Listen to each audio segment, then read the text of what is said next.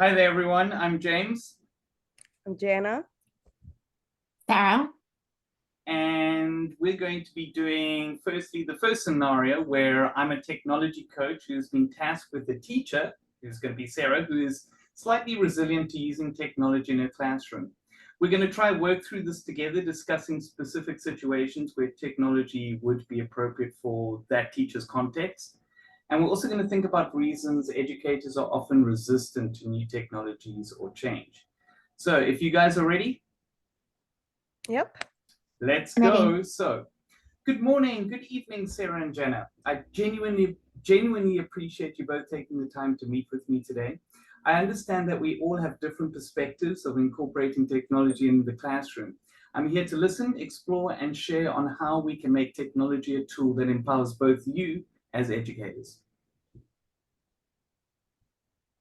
James, I respect your role, but I've been teaching for 15 years without these gadgets. My students perform well. I just don't see why we need to fix something that isn't broken.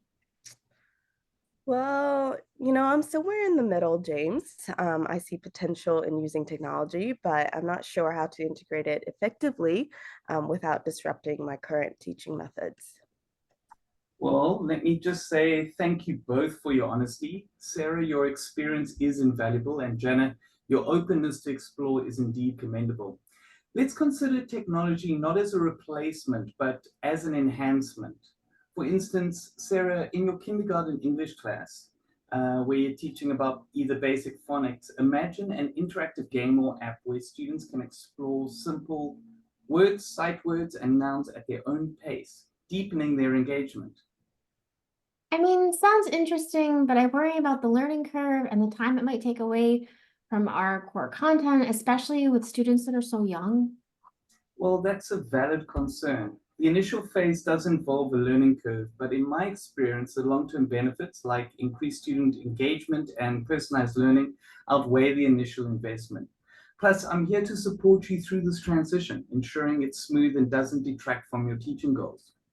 Oh, I used a similar tool in my fourth grade science class during our unit on ecosystems. The students loved interacting with the digital diagrams and exploring other related apps. It was a bit of a learning curve for me too, but seeing their engagement made it really worthwhile. Oh, exactly, Jana. And that's the kind of support I'm here to provide, Sarah.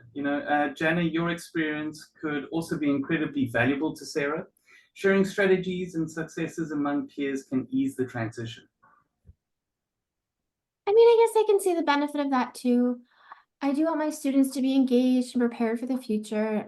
I think I'm just afraid of becoming obsolete. Sarah, it's natural to feel that way, but your expertise and dedication are irreplaceable. Technology is just a tool. It can't replace the wisdom and personal touch you bring to your classroom. My goal is to help you integrate these tools in a way that feels natural to your teaching style. And Sarah, and maybe we can work together to plan a lesson using technology. James can guide us and we can learn together. I'd really like that. That's a generous offer, Jana. Okay, James, let's give it a try, but I'll need a lot of hand-holding in the start.